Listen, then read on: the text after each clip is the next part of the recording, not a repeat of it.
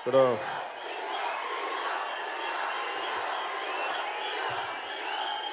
వకీల్ సాబ్ ఈ ఫంక్షన్ కోసం వచ్చిన టీవీల్లో వీక్షిస్తున్న ప్రతి ఒక్కరికి, అభిమానులకి, ఆడపడుచులకి, పెద్దలకి, ఈ ఆడిటోరియంలో ఉన్న అతిథులకి, పెద్దలకి, ఆడపడుచులకి, నా గుండె చప్పులైన నా అభిమానులకి, ప్రతి ఒక్కరికి పేరు పేరున నా హృదయపూర్వక నమస్కారాలు. ఈ సినిమా ఫంక్షన్ చాలా సంవత్సరాలు అయిపోయింది కదా. ఇప్పుడు బండ్ల గణేష్ లాగా మనం మాట్లాడలేము. ఏదో పొలిటికల్ సభలు అయితే మాట్లాడచ్చు, కానీ ఇక్కడికి వచ్చి ఏం మాట్లాడమంటారు, కష్టంగా. నాకు 3 సంవత్సరాలు నేను సినిమా చేయలేదు అన్న భావన నాకు కలగలేదు. ఎప్పుడు నేను నా గుండె, నా మనస్సు మన దేశం కోసం, మీకోసం కొట్టుకుంటా తప్ప ఏ పని చేసినా, ఒక పుస్తకం చదివినా, ఒక వాక్యం రాసుకున్నా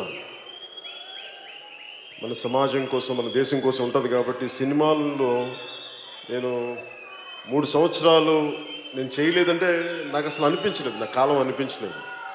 అలాగే నేను ఇందాక మీరు ఇంటుంటేనే విన్నాను, సినిమా పరిశ్రమకు వచ్చి నేను 24 సంవత్సరాలు అయిందంటే కూడా నాకు తెలియట్లేదు. నాకు పని చేసుకుంటే వెళ్ళిపోయాను, నాకు తెలియదు. ఇందాక ప్రతి ఒక్కరు మాట్లాడుతూ ఉంటే దిల్ రాజు గారు లాంటి వ్యక్తితోటి తెలుగు చిత్ర పరిశ్రమలో ఒక మహోన్నతమైన స్థానానికి వెళ్ళి చాలా అద్భుతమైన విజయాలు సాధించి, అలాంటి నిర్మాత నాతో సినిమా చేయడానికి నిజంగా నేను చాలా అదృష్టంగా భావిస్తాను. ఎందుకు చెప్తున్నానంటే ఈ మాట, ఎప్పుడు నేను కళలు కనేవాళ్ళని నేను చాలా ఇష్టపడతాను. నేను ఏదైనా సరే ఒక కళ కనాలి, ఇది నేను సాధిస్తాను, ఈ స్థాయికి వెళ్తాను. అది శేషేంద్ర గారు చెప్పినట్టుగా కలలు కను, కలలు కను, కలలు కను. నీ కళల్ని తొక్కుతూ నడుస్తున్న పాదాలని ఖండించే వరకు కలలు కను. అలా ఎన్నో కళలు కన్నారు ఆయన. నేను తొలి ప్రేమ నా స్నేహితుడు ఆనంద్ సాయిని యాదాద్రి ఆర్కిటెక్ట్, ప్రతిష్టాత్మకమైన మన తెలంగాణలో యాదాద్రి ఆర్కిటెక్ట్గా ఆయన ఆధ్వర్యం రూపుదిద్దుకున్న యాదాద్రి టెంపుల్ ఆర్కిటెక్ట్ నా స్నేహితుడు ఆనంద్ సాయిని కూడా స్టేజ్ పైకి ఆహ్వానిస్తాం. అంటే తొలి ప్రేమ మేము తన ఆర్ట్ డైరెక్టర్ చేసేటప్పుడు దిల్ రాజు గారు ఆ సినిమా అప్పుడు నిర్మాత జీవీజీ రాజు గారు పట్టుకొచ్చి, ఈయన అంటే సినిమా ఏమీ అంటే స్టార్ట్ అవ్వలేదు, ఒక పోస్టర్ చూసి ఆయన నేను ఈ సినిమా కొంటానంటే నాకు ఆశ్చర్యం. ఎవరు వచ్చారని సినిమా స్టార్ట్ చేయకముందు ఎవరు కొంటారంటే ఈయన రాజు గారిని ఉంటారు, ఆయన వచ్చి కొంటారంటే నాకు అనిపించింది ఆయనకు ఒక సెన్స్ ఉంది, ఆయనకి హార్ట్ సెన్స్ అంటారు. అంటే విజయం ఎక్కడ ఉందో సెన్స్ చేయగల వ్యక్తి ఆయన.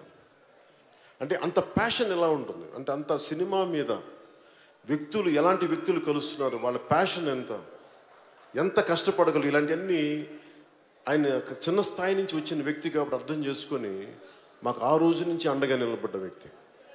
ఎన్నో సమయం నా సినిమాలన్నీ దాదాపు ఆయన డిస్ట్రిబ్యూషన్ చేసి, సినిమా చేయకూడదు అనుకోలేదు, చేయాలనుకోలేదు, ఎప్పుడు మా ఇద్దరికి కలయిక ఎప్పుడు జరగలేదు.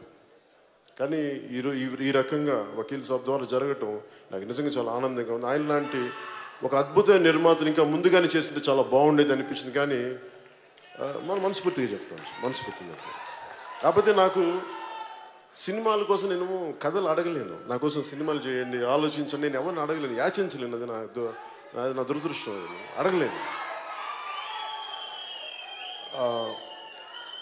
అలాగే ఇందాక వేణు శ్రీరామ్ గారు మాట్లాడుతూ, నేను ఒక టైలర్ కొడుకుని నాకు అదృష్టం వచ్చిందని నాకు ఒకటే అనిపించింది.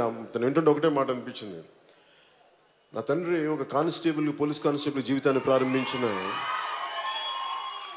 అలాంటి స్థాయి నుంచి వచ్చిన మేము ఏ వృత్తి ఎక్కువ కాదు, ఏ వృత్తి తక్కువ కాదు అని సమానం. డిగ్నిటీ ఆఫ్ లేబర్ గౌరవించే వ్యక్తిని. కానీ నాకు చిన్న స్థాయి నుంచి వచ్చే వ్యక్తులు పైకి ఎదుగుతుంటే ఈ రోజున వేణు శ్రీరామ్ గారు తెలంగాణలోని వరంగల్ నుంచి, క్షమించాలి, కరీంనగర్ నుంచి అక్కడ చదువుకుంటూ ఉస్మానియా యూనివర్సిటీలో విద్యాభ్యాసం చేస్తూ, ఆయన ఊళ్ళో ఉన్నప్పుడు సుద్దాల అశోక్ తేజ గారు ఆయనకి టీచర్గా ఉండి, ఇలాంటి వ్యక్తి ఈ స్థాయికి వచ్చి సినిమా చేయటం అంటే ఆ అవకాశం నేను ఇచ్చేది కాదు, ఎవరిచ్చేది కాదు, స్వశక్తితోటి తను సంపాదించుకుంది ఈ రోజున స్థానం. ఎవరు ఇచ్చేది కాదు. వారి తల్లిదండ్రుల కష్టం, వారి పుణ్యం, వారి కుటుంబ సభ్యుల శ్రమ, తోడ్పాటు, ఆయన మేధాశక్తి, ఆయన మేధస్సు, ఇలాంటి అవకాశాలు తీసుకొస్తే తప్ప ఎవరో ఒక పవన్ కళ్యాణ్ ఇస్తున్న ఇంకొకళ్ళు ఎవరిస్తున్న వచ్చేది కాదు. స్వశక్తితో సంపాదించుకుంది ఈ రోజున. ఇలాంటి ఒక చక్కని దర్శకుడి దగ్గర నేను చెప్తున్నాను మీకు ఈ రోజున, ఇలాంటి చక్కని దర్శకుడి దగ్గర నాకు నటించడం నేను అదృష్టంగా భావిస్తున్నాను మనస్ఫూర్తిగా. అలాగే ఈ సినిమా చేయడానికి నేను ఎప్పుడు సినిమాలు చేయకూడదు అనుకోలేదు, నేను యాక్టరే కావాలనుకోలేదు. నేను సభలో కూడా చెప్పాను, నేను ఎప్పుడు నటుడు అవ్వాలనుకోలేదు. ఏదో నా పాటికి ఏదో ఒక చిన్న, నేను త్రివిక్రమ్ గారికి నేను ఒక మాట చెప్తా ఉంటాను, నేను చాలా చిన్న జీవితం గడపాలనుకునేవాడిని. నన్ను ఎవరు గుర్తించకుండా ఒక చిన్న పర్ణశాలలో కూర్చొని ఒక జీవితం, ఒక చిన్నపాటి ఒక దిగువ మధ్య తరగతి జీవితం గడపాలి అని అనుకుని ఆశించేవాడిని. అది తప్ప నాకు అన్నీ తీరినాయి. అదొక్కటి నేను కోరుకుంది అయితే నా జీవితం జరగదు. నన్ను ఎవరు గుర్తించకూడదు, నన్ను ఎవరు చూడకూడదు అనుకుంటే అది తప్ప అన్నీ జరిగింది. త్రివిక్రమ్ గారు అన్నారు, ఈ జన్మకి ఇది మర్చిపోండి, మీకు చిన్న జీవితం రాదు, మర్చిపోను అని. ఇప్పుడు సెటిల్ అవ్వాల్సి వచ్చింది. అంటే నాకు నటుడు అవ్వాలనుకుంటే నేను అనుకోలే. కాకపోతే నేను ఏం కోరుకుంటానంటే సీఎం జరగాల, మనం కోరుకుంటే వచ్చేది కాదు. మీ గుండెల్లో స్థానం సంపాదిస్తాను నేను కలగన్నానా? నా పని నేను చేసుకుంటూ వెళ్ళిపోయాను. సమాజం కోసం, దేశం కోసం మన పని మనం చేసుకుంటూ వెళ్ళిపోతాం. అది ఉన్నతమైన స్థానం ఇచ్చిన సంతోషం. మీ గుండెల్లో మించిన ఉన్నతమైన స్థానం నాకు ఏది ఎక్కువగా, దేని ముందు మీ గుండెల్లో ఉన్న ఉన్నత స్థానం అంటే మించింది ఏది లేదు. అంతే. దాంతోపాటు ఇదేనా వస్తే చూద్దాం అంతే తప్ప నేను దానికోసం వెంపర్లాడే వ్యక్తిని కాదు. ఏమి ఆశించకుండా నేను సమాజం కోసం పనిచేసే వ్యక్తిని, సమాజ హితం కోసం పనిచేసే వ్యక్తిని. సినిమాని కూడా అనేక సందర్భాల్లో కూడా చెప్పాను. నిన్న తిరుపతి మీటింగ్లో ఏదో మాట్లాడుతూ అక్కడ నేను ఒక బాలాజీ కాలనీలో అని చెప్పి అక్కడ నేను యోగాభ్యాసం చేసేవాడిని. రామ్లాల్ ప్రభుజీ అని చెప్పి దత్తాత్రేయుడి 12వ అవతారం అయిన రామ్లాల్ ప్రభుజీ గారి పరంపరలో వచ్చిన నృసింహ సరస్వతి గారి ఆ యోగ పరంపరలో నేను శక్తిపాతం ద్వారా నేను ఆ యోగాభ్యాసం చేస్తూ ఉంటే ఆ టైంలో నాకున్న కోరిక ఏంటంటే ఎంతసేపు సెల్ఫ్ రియలైజేషన్ మీద ఉండేది తప్ప, ఆత్మశోధన మీద ఉండేది తప్ప జీవితం మీద ఉండేది కాదు. అలాంటి పరిస్థితుల్లో మా అన్నయ్య చిరంజీవి గారు అన్న మాట నన్ను నటుని చేసిన. ఆయన అన్న మాటలు ఏంటంటే, నీకు చిరంజీవి గారిలా నీకు నాలాంటి అన్నయ్య ఉండి పోషించడానికి, అంటే అన్నదమ్ములు నీకు నీ మీద ఆధారపడేవారు లేరు, ఆధారపడే కుటుంబ సభ్యులు లేరు. ఇవి కాకుండా నువ్వు ఒక నటుడయ్యి ఏదో ఒక పని చేసుకొని ఇదే స్పిరిచువాలిటీ గురించి మాట్లాడగలవంటే నాకు ఆ రోజు నిజమే అనిపించింది. ఆయన ఆ రోజు అన్న మాటలు నన్ను ఈరోజు మీ ముందు ఇలా నిలబెట్టినాయి. ఆ మాటలే ఈరోజు నన్ను రాజకీయాలకు తీసుకెళ్ళినాయి. ఎందుకంటే నేనేం నమ్ముతానంటే, ముక్కు మూసుకొని తపస్సు చేసుకునే కంటే కూడా, మనకు పుణ్యం సాధించే కంటే కూడా, మన సెల్ఫ్ రియలైజేషన్ చేసే కంటే కూడా, కష్టాలు నష్టాలు అనుభవిస్తూ తిట్లు తింటూ కర్మయోగం చేయడం చాలా కష్టమైంది. అందుకే నేను కర్మయోగం చేయడానికి సిద్ధపడి ఈ రోజున భగవంతుడు నాకు అలాంటి అరుదైన అవకాశం ఇచ్చాడు. మీ అందరి అభిమానం సంపాదించగలిగే బ్లెస్సింగ్ ఇచ్చాడు నాకు భగవంతుడు. అలాగే నేను మీ అందరికీ తెలుసు, ఇక్కడ అందరూ చాలా పెద్ద చదువులు చదువుకున్న వాళ్ళు.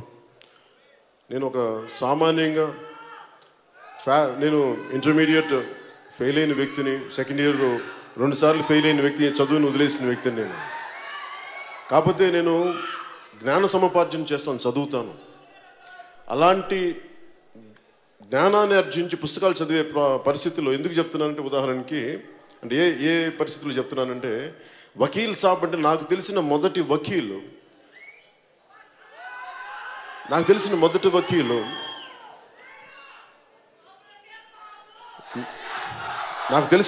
వకీలు నాని పాల్కీవాలా గారు అని చెప్పి ఎమర్జెన్సీ టైంలో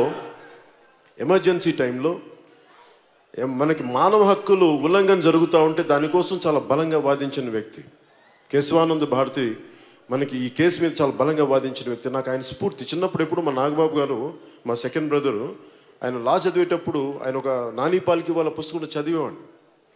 నాకు అప్పటి నుంచి ఆ లాయ వృత్తి మీద నాకు చాలా గౌరవం. నాకు అంటే ఒక వ్యక్తి నిజంగా మానవ హక్కులు ఉల్లంఘన జరిగితే ఇలా చేయొచ్చా అనేది.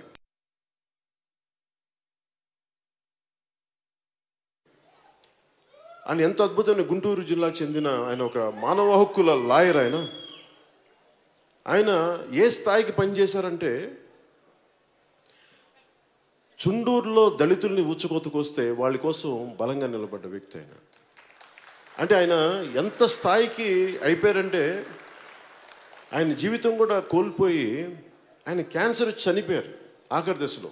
బట్ క్యాన్సర్తో సఫర్ అవుతూ కూడా, కీమోథెరపీ తీసుకుంటూ కూడా ఆ కోర్టులో వాదనలప్పుడు ఆయన మార్ఫైన్ ఇంజెక్షన్ తీసుకొని మరి వాదించేవారని చెప్పారు నాకు. అలాంటి ఒక ఆయన ఈ రోజున మన మధ్యలో లేరు. ఆయన చనిపోయారు.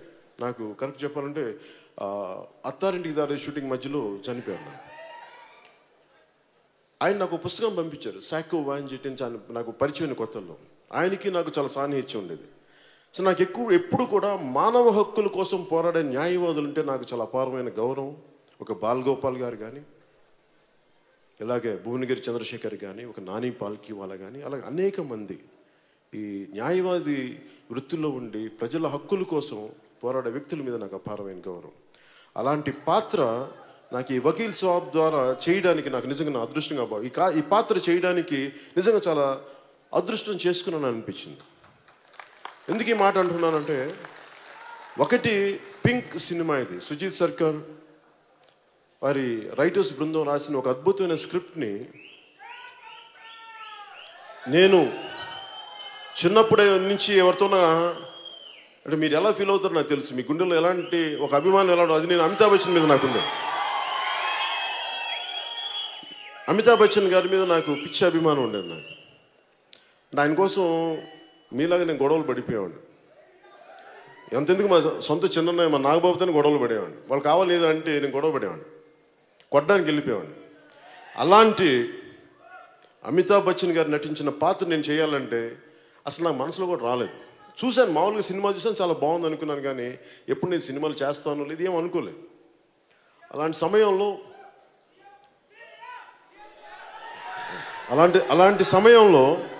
సమయంలో నాకు త్రివిక్రమ్ శ్రీనివాస్ గారు ఒకరోజు ఫోన్ చేసి, ఇట్లాగా దిల్ రాజు గారు ఈ సినిమా ఒకటి ఉంది పింక్ అనేది, అంటే తమిళ్లో కూడా తీశారంట. అంటే నేను చూశాను, ఆ ట్రైలర్ ఏదో చూసిన తర్వాత సినిమా కూడా చూశాను.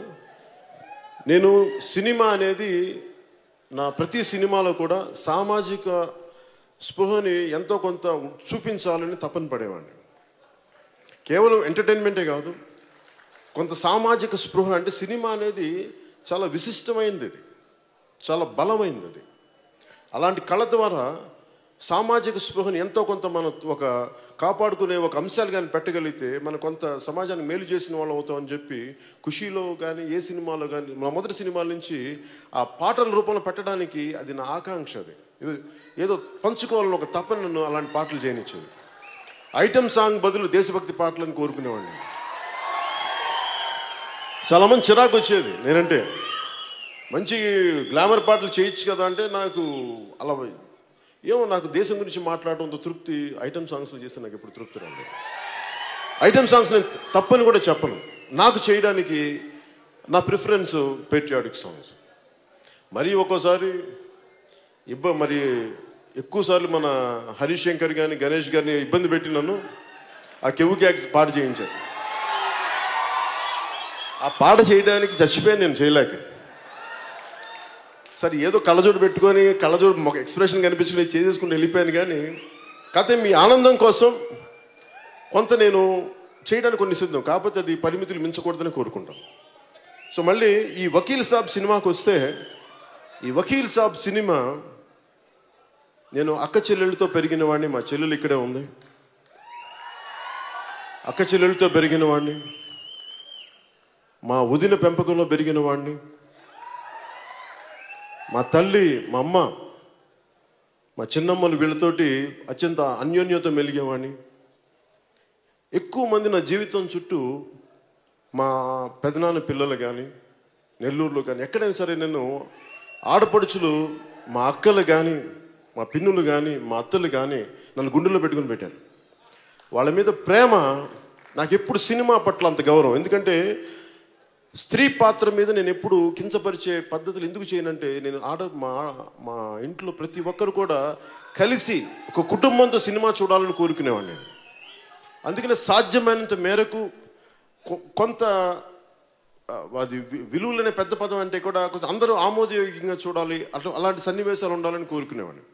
అలాంటి నాకు ఈ వకీల్ సాబ్ సినిమా ముఖ్యంగా మా స్త్రీ శక్తికి, నేను పూజించే ఆదిశక్తికి గౌరవంగా, నాకు మా అక్కలకి, మా చెల్లెళ్ళకి, మా ఆడపడుచులకి, ఇక్కడ వేదిక పైన ఉన్న ప్రతి ఒక్కరికి, టీవీల్లో వీక్షిస్తున్న ఆడపడుచులందరికీ, తల్లులందరికీ, ఆడబిడ్డలందరికీ ఇది మా వంతు యజ్ఞంలో మీకు ఇచ్చే గౌరవంలో భాగంగా మేము సైతం ఒక చిన్న ఉడతా భక్తిగా మీరు నిలబడుతున్న, మీరు చేస్తున్న త్యాగాలకి ఇది మా వంతు, ఇది ఒక కృషిగా మేము తెలియజేసుకుంటున్నాను. ఈ వకీల్ సాబ్ సినిమా ముఖ్యంగా ఈ సినిమా కథ అందరికీ తెలిసిందే. ఈ మధ్యన దిశ మర్డర్ కేసు కూడా జరుగుతున్నప్పుడు ఒక ఆడపిల్ల, గాంధీ గారు చెప్పినట్టుగా ఆడపిల్ల అర్ధరాత్రి ఒంటరికి వెళ్తే నిజమైన స్వాతంత్రం వచ్చినట్టని. అది వస్తుందో లేదో నాకు తెలియదు, కానీ పట్టపగలు కూడా ఒక ఆడపిల్ల బయటికి వెళ్ళి ఇంటికి క్షేమంగా రావాలని కోరుకునేవాడిని. మన తెలంగాణలో ఏం చెప్తాం, జర భద్రం బిడ్డ అంట, భద్రంగా వెళ్ళరా అంట, అంటే సెక్యూరిటీ. నేను ఎప్పుడు సమాజంలో లా అండ్ ఆర్డర్ చాలా బలంగా ఉండాలని కోరుకునేవాడిని. ఎన్నోసార్లు నేను షూటింగ్లో మన్నార్లో కానీ, కేరళలో కానీ, మిగతా ప్రాంతాల్లో ఇంతమంది ఆడబిడ్డలను తీసుకొని మేము షూటింగ్లు చేస్తున్నప్పుడు బ్యాక్గ్రౌండ్ యాక్టర్స్లో ఉండే కానీ వెళ్తుంటే చాలామంది మా చుట్టుపక్కల ఉండే ఈ లేడీ ఆర్టిస్టులు, మా బ్యాక్గ్రౌండ్ యాక్టర్స్ని ఏడిపిస్తూ ఉంటే నాకు కడుపు మండిపోయేది. రాష్ట్రం కానీ రాష్ట్రంలో, దేశం కానీ దేశంలో కూడా ఒకసారి ఇబ్బందులు పడుతుంటే ఒక్కోసారి నేను కర్ర పట్టుకుని బయటికి వెళ్ళేవాడిని. ఎందుకంటే నేను ఆడబిడ్డలు రక్షించుకోలేని నేను సినిమా హీరోగా దేనికి ప్రయోజనం అనుకున్నాను. ఎందుకు చెప్తున్నానంటే ఆడబిడ్డల మాన ప్రాణ సంరక్షణ చాలా ముఖ్యం ఈ దేశం బతకాలంటే. భారత్ మాతాకి జై అంటే సరిపోద్దు. మన మాతల్ని, మన చెల్లెల్ని మనం కాపాడుకోలేని సమాజం మనకు ఉన్నప్పుడే మన భారత్ మాతాకి జై అనగలం తప్ప, సభల్లో భారత్ మాతాకి జై అని చెప్పి రోడ్డు మీద ఆడబిడ్డ వెళ్తూ ఉంటే ఏలేస్తే మన దానికి ప్రయోజనం ఏంటి? సో ఎంతో కొంత మనదైన వంతు కృషి చేయాలి. మనకి అక్కలు ఉన్నారు, మనకి చెల్లెలు ఉన్నారు, మనకి ఆడపడుచులు ఉన్నారు. స్త్రీ లేనిదే సృష్టి లేదు. అలాంటి స్త్రీకి గౌరవం ఇవ్వకపోతే ఎట్లా? అలాంటి ఒక చక్కని అలాంటి నిస్సహాయ పరిస్థితిలో చిక్కుకున్న ముగ్గురు వర్కింగ్ ఉమెన్ కథ ఇది. వాళ్ళు వెళ్ళి ఒక చోట చిక్కుకున్నప్పుడు వాళ్ళ మీద బ్లేమ్ పడితే వాళ్ళని ఆదుకునే ఒక లాయర్ క్యారెక్టర్ చేయడం నిజంగా నాకు అదృష్టంగా భావిస్తూ ఉన్నాను. ఆ ముగ్గురు అమ్మాయిలుగా అంజలి గారు, అనన్య గారు, నివేదిత థామస్ గారు చాలా అద్భుతంగా చేశారు. చాలా అద్భుతంగా, ఫెంటాస్టిక్, బ్రిలియంట్ పెర్ఫార్మెన్సెస్ చేశారు. ఎంత చక్కగా పెర్ఫార్మెన్స్ చేశారంటే నేను వాళ్ళు ముచ్చటగా చూస్తూ ఉండిపోయాను. సో వాళ్ళు నేను చేయగలిగేది అలాంటి సీన్స్ ఎలా చేశారు, ముఖ్యంగా వేణు శ్రీరామ్ గారు కానీ లేదంటే వినోద్ గారు కానీ అన్ని సినిమాల్లో లాగా 2 డైలాగులు చెప్పి కట్టను కాదు, ఎంటైర్ సీన్. ఒక కోర్ట్ రూమ్ అంటే ఎంటైర్ సీను 6 కెమెరాలు పెట్టేసి ఒక నిజ జీవితంలో ఎలా వాదోపవాదాలు ఎలా జరుగుతాయి అలా చేసాం. ఇది కొంచెం నేను అన్ని సినిమాల కంటే కొంచెం ఎక్కువగా కష్టపడ్డాను ఈ సినిమా. ఎందుకంటే డైలాగులు నేర్చుకోవడానికి. సినిమా వదిలేసి కూడా మీరు చెప్పిన ఇందాక అందరూ చెప్తుంటే చాలా సంవత్సరాలు అయిపోయింది కాబట్టి కొంచెం డైలాగులు చెప్తుంటే మొత్తం డైలాగులు రాకంటే కొంచెం భయం వేసింది. అందులో కొంచెం ఒళ్ళు దగ్గర పెట్టుకుని చేశాను ఈ సినిమా. ఇప్పుడు ఒళ్ళు దగ్గర పెట్టుకొని చేస్తాను, ఈ సినిమా మరింత ఒళ్ళు దగ్గర పెట్టుకున్నాను. ఇలాంటి సినిమాకి ముఖ్యంగా ప్రతివాదు లాయర్గా ప్రకాష్ రాజ్ గారు నటించడం చాలా వన్నీ తెచ్చింది సినిమాకి. అంటే ఎందుకు మన వేణుగారు ఎందుకు నందా పెట్టారంటే మనకి బద్రీలో ఉన్నది బాగుంటుంది అంటే నాకు ఫైన్, సంతోషం అనిపించింది. నిజంగా చెప్పాలంటే ప్రకాష్ రాజ్ గారు ఉండటం వల్ల నిజంగా ఒకసారి ఒక బలమైన నటుడు మనకి ఎదురుగా ఉంటే పెర్ఫార్మెన్స్ బెటర్ అవుతుంది. అలాగా నా పెర్ఫార్మెన్స్ బాగుండాలి, ఎన్ని చేయాలంటే దానికోసం కొన్ని ప్రత్యేకంగా దృష్టి పెట్టి దిల్ రాజు గారు ప్రకాష్ రాజ్ గారిని తీసుకురావడం నిజంగా ఆయనకి మనస్ఫూర్తిగా నేను ధన్యవాదాలు తెలియజేసుకున్నాను. అలాగే ప్రకాష్ రాజ్ గారికి నాకు కూడా మేము పొలిటికల్గా విభిన్నమైన దారుల్లో ఉండొచ్చాము, కానీ సినిమా పరంగా వచ్చేటికి మేమందరం ఒకటే. మేము ఆ మధ్యన ఛానల్స్లో కూడా నన్ను ఏదన్నా మాట్లాడితే నాకేం ఇబ్బంది ఏమి ఉండదు, అది ఆయన అభిప్రాయం, నేను గౌరవిస్తాను. కానీ సినిమా పరంగా వచ్చినప్పుడు మటుకు నాకు చాలా ఇష్టమైనటువంటి ప్రకాష్ రాజ్ గారు, చాలా ఇష్టమైనటువంటి గొప్ప నటుడు. అంటే మనకి హీరో ఒక పాత్రని ఎలా కాంప్లిమెంట్ చేయాలో బాగా గొప్పగా తెలిసిన ఒక బలమైన నటుడు. నిజంగా తెలుగు పరిశ్రమకి అలాంటి గొప్ప నటుడు ఉండటం మన అదృష్టం. అలాంటి గొప్ప నటుడితో నటించే అవకాశం కూడా నాకు ఈ సినిమా ద్వారా రావటం సుస్వాగతం. జల్సా తర్వాత నాకు ఈ సినిమా ద్వారా రావటం నిజంగా నాకు గుడుమ శంకర్ లేరు కదా, ఓకే, బద్రి సో నాకు చాలా అదృష్టంగా భావిస్తాను. అలాగే తమన్ మీ గురించి మాట్లాడుతూ, తమన్ నాకు ఏ మేరా జహా అనే పాటకి నేను మణిశర్మ గారిని పీడించేసేవాడిని. నాకు మంచి పాట కావాలి, దేశభక్తి పాట కావాలి, మా జనం ఊగిపోవాలి, మా కుర్రాళ్ళు ఊగిపోవాలి, మా యువత ఊగిపోవాలి, మా ఆడపడుచులకి ధైర్యం రావాలి అంటే ఏదో మాట్లాడతావా మాకు అర్థం కాదని చెప్తే పాపం ఏదో అప్పటికి మనం తమన్ కీబోర్డ్ ప్లేయర్, సో ఆయన కూర్చోబెట్టి మాకు చిన్న ఏదో చెప్పి ఇలా చెయ్యండి, తమన్ను ఒక చిన్న ఏదో బీజంలో ఒక బీట్ పట్టుకొస్తే నాకు ఇలా ఈ పాట కావాలి అంటే ఆ వేరే పాటలు నా బీట్ని తీసుకొని ఏ మేరా జహా తీసుకుని దానికి ఆ రోజు మణిశంకర్ గారు మణిశర్మ గారు చేయించింది తమన్ గారి ద్వారా చేయించాను. అలాగే గుడుమ శంకర్లో కూడా నాకు ఇందాక పరిచయమైనట్టుగా నాకు ఇలాంటి పాట కావాలంటే వెంటనే చేయించిన వ్యక్తి. సో ఆ రోజు నుంచి నాకు తెలుసు చాలా అద్భుతమైన ప్రతిభ పాట వాళ్ళు ఉన్న వ్యక్తి.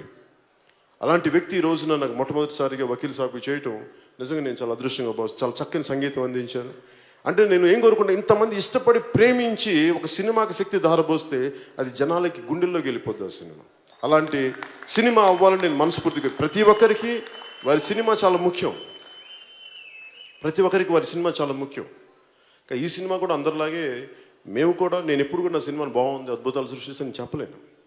మా వంతు కృషి మేము చాలా బాగా చేసాం. మా చేతిలో ఉన్నంత వరకు అందరం చాలా ఒళ్ళు దగ్గర పెట్టుకొని చాలా బాధ్యతతో చేసాం. ఎంత బాగుంటుంది, ఎంత విజయం సాధిస్తుంది అనేది మీ చేతుల్లో పెడుతున్నాం. అది మీరు మీ ఆశీర్వాద బలం అది. అందుకని అది ఇది 9th ఏప్రిల్ 9th రిలీజ్ అవబోతా ఉంది. సో దీనికి అద్భుతంగా చేయాలి. అలాగే వినోద్ గారి ఫోటోగ్రఫీ నాకు నిజంగా చాలా అద్భుతంగా అనిపించింది. అంటే ఒక 6 కెమెరాలు పెట్టేటప్పుడు లైటింగ్ చాలా కష్టం. అలాంటి లైటింగ్ని ఆయన చాలా ప్రతిభావంతంగా, శ్రమ పడకుండా, ఆర్టిస్టులు ఇబ్బంది పెట్టకుండా చాలా అద్భుతంగా ఆయన తీర్చిదిద్దిన ఫోటోగ్రఫీ మనస్ఫూర్తిగా వారికి నా ధన్యవాదాలు. అలాగే ప్రత్యేకంగా కళాదర్శకులు రాజీవన్ గారికి మనస్ఫూర్తిగా నా కృతజ్ఞతలు తెలియజేసుకుంటా ఉన్నాను.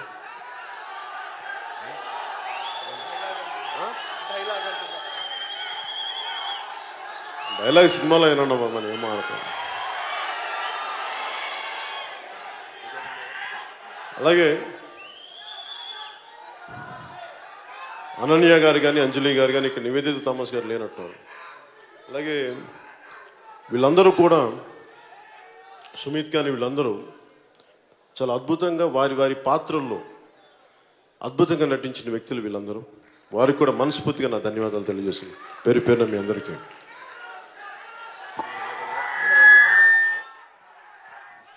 అలాగే ఈ ఫంక్షన్ ఇంత అద్భుతంగా అరేంజ్ చేసిన జేబీ మీడియా నరేంద్ర గారికి కూడా మనస్ఫూర్తిగా నా ధన్యవాదాలు తెలియజేసుకుంటాను. ముఖ్యంగా ఇందాక తమన్ గారి ట్రూప్ నుంచి ఈ ఆడపడుచులందరూ వచ్చి ప్రత్యేకంగా ఈ హిందుస్థానీకి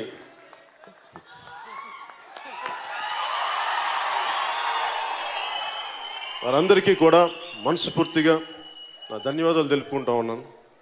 నేను ఎందుకు నేను చాలా సంగీత ప్రియుడిని, నేను ఎక్కువ చెప్పకపోవచ్చేమో కానీ నేను చాలా సంగీత ప్రియుడిని. నేను జానీ అయిపోయిన ఖుషి అయిపోయిన తర్వాత చాలా కాలం సినిమాలు చేయలేదు. ఏమేమి చేసి ఉండొచ్చు, ఒకటి వ్యవసాయం చేశాను, 2 సంగీతం నేర్చుకున్నాను, కర్ణాటిక్ సంగీతం. అంటే వైలిన్ వాయించేవాడిని నేను. అది జంట స్వరాల దాకా నేను వైలిన్ వాయించేవాడిని. అంటే నాకు సంగీతం పట్ల అంత మక్కువ, అంత గౌరవం. అలాంటి కర్ణాటక సంగీతం దీంట్లో ఈ రోజున మగువ పాట చేయటం, ముఖ్యంగా ఈ క్లాసికల్ సింగర్స్ అందరికీ, ట్రూప్కి ప్రత్యేకించి పేరు పేరున మీ అందరికీ నేను, మా ఆడపడుచులకి, మా చెల్లెలకి పేరు పేరున ధన్యవాదాలు తెలియజేసుకుంటాను.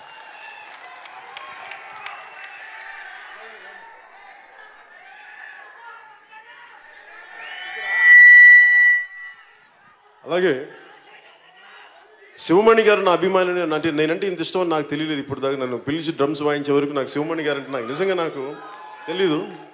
ఈయన సాక్షాత్తు శివస్వరూపం. ఆయన శివుడి ఢమరకం ఎలా ఉద్భవిస్తో తెలియదు కానీ ఈయన చూస్తే ఆ శివనాథం అణువున ఈయన అణువు మొత్తం బయటకు వస్తూ ఉంటుంది, ఉద్భవిస్తూ ఉంటుంది. ఆ శివస్వరూపానికి, ఆ సరస్వతి స్వరూపానికి మనస్ఫూర్తిగా మీ అందరి తరపున నేను ధన్యవాదాలు తెలుపుకుంటాను. ఇందాక ఆయన ఇచ్చినట్టు 2 కర్రలు పెట్టి కొట్టమంటే శివస్వరూపాన్ని వ్యక్తి పక్కన కూర్చొని మనం ఏం కొట్టం, సరస్వతిని అవమానించకూడదు. మనకు తెలియదని పక్కకు వచ్చి మీరే వాయించని చెప్పాలి. సో నేను ఆయన మీద గౌరవంతో ఏదో సరదాగా ఆలోచించేది కాదు, చేసేది కాదు, చాలా బాధ్యత చేయాల్సింది. అలాగే ప్రత్యేకించి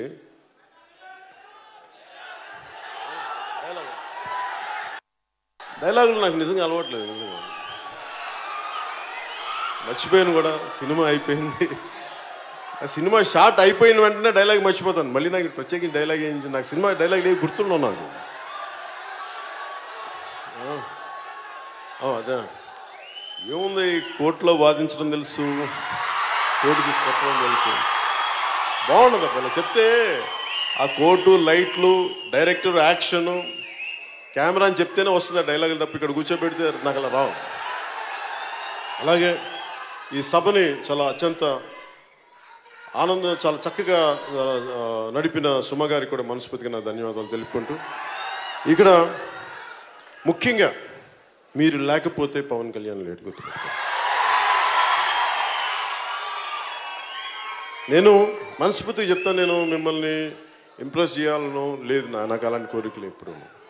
నేను ఎందుకు నమ్ముతానంటే సగటు ఏమాత్రం అండదండలు లేని వ్యక్తి, అలాంటి సమూహం నుంచి వచ్చినవాడిని నేను. మీ గుండె చప్పుడు నేను అర్థం చేసుకున్నవాడిని, మీ గుండెల్లో ప్రేమని గౌరవించేవాడిని, మీకోసం సినిమాల్లో ఒక ఆనందాన్ని ఇవ్వాలి అని పరితపించేవాడిని. కొన్నిసార్లు మీ ఆనందానికి తగ్గట్టుగా నేను సినిమాలు చేయలేకపోవచ్చేమో కానీ నా ప్రయత్నం లోపమైతే ఎప్పుడు ఉండదు. ఒకసారి భగవంతుడు కాలం మనం కరుణించదు.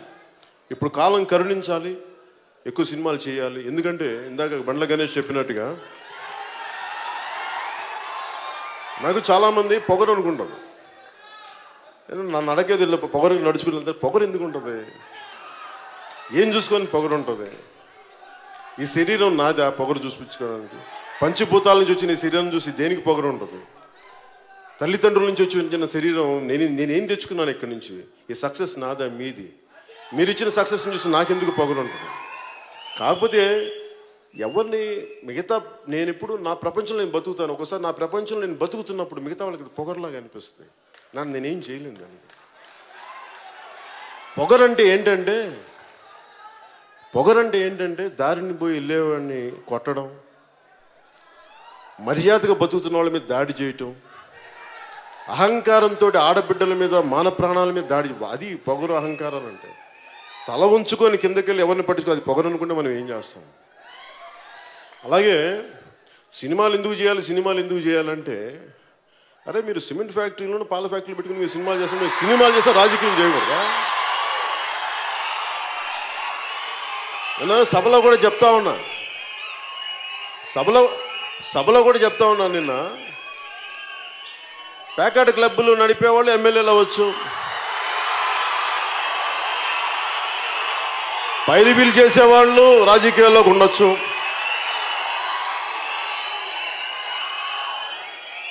అసలు రాజకీయాల్లో చేసే వాళ్ళకి అత్యంత జీతం వచ్చేది ప్రధానమంత్రి గారికి 4 లక్షలు ఎంత వస్తుంట, చీఫ్ మినిస్టర్కి 1.5 lakh అండి మన శాలరీ అంతే.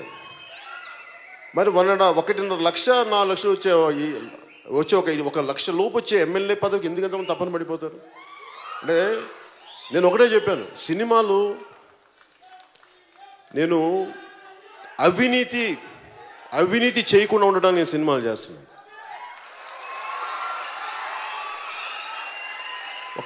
నేను సినిమా చేస్తే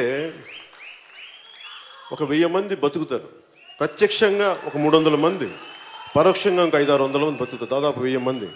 ఒక సినిమా రిలీజ్ అయితే ఎంతమంది ఉపాధి అవకాశాలు లభిస్తాయో. కాదు సినిమా అనేది ఏదో మేము డబ్బులు సంపాదించడానికి కానీ ఒకటి కాదు, 10 మందికి ఉపాధికి కూడా. సో పరిశ్రమ కళకళలు ఆడాలి అంటే అది నేను కోరుకోలేదు, సినిమా వస్తే చేస్తాను, కథలు బాగుంటాయని చేస్తాను, అంతేగాని కేవలం నేను డబ్బు సంపాదించడం కోసం నేను చేయను. అన్నీ కుదిరినప్పుడు నాకు అందరితో పాటు ఆనందంతో పాటు నా డబ్బు వస్తే సంతోషం. ఆ డబ్బుని తిరిగి మేము సమాజానికే పెడతాం మేము. అలాంటి అందుకే సినిమా అనేది నాకు భగవంతుడు అవకాశం ఇచ్చినంత వరకు ప్రజలకు సేవ చేస్తాను. దాంట్లో భాగంగా సినిమా కుదిరితే ఖచ్చితంగా చేస్తాను, సినిమా నుంచి పారిపోయే వ్యక్తిగా. అలాగే నా కంపెనీ ద్వారా కూడా ఈ రోజున వేణు శ్రీరామ్ గారు కానీ వీళ్ళందరూ కూడా మనకి ఆయన 3వ సినిమా ఇందాక ఆయన అన్నట్టు దేశంలో చాలా గొప్ప గొప్ప దర్శకులు రావచ్చు అంటే నేను ఎవరిని కోరుకోను. నేను ఎప్పుడు ఏం కోరుకుంటాను, నన్ను ప్రేమించే దర్శకులు కావాలని నేను కోరుకుంటాను. ఎందుకంటే మీరు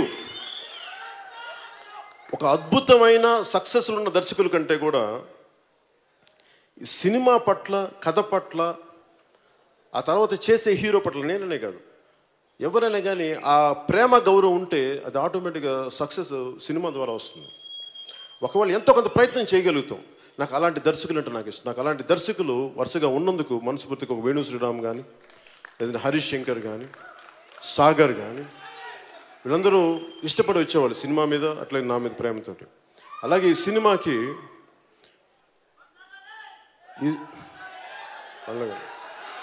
బండ్ల గణేష్ మొత్తం స్పాయిల్ చేస్తాడు ఆయన ఎంతో. అలాగే నేను గౌరవం ఇచ్చి ఇక్కడ ఈ సభలో లేకపోయినప్పటికీ కొన్ని ప్రత్యేక రాలేకపోయారు ఆయన త్రివిక్రమ్ శ్రీనివాస్ గారు. మనస్ఫూర్తిగా నాకు ఈ సినిమా చేయడానికి మూలకారకులైన త్రివిక్రమ్ శ్రీనివాస్ గారికి, దాన్ని ముందుకు తీసుకొచ్చిన ఈరోజు వాస్తవం చేసిన దిల్ రాజు గారికి, దీన్ని తెరకెక్కించిన వేణు శ్రీరామ్ గారికి, ప్రతి ఒక్కరికి నేను రుణపడి ఉంటాను. మీ అందరికీ నా హృదయపూర్వక ధన్యవాదాలు.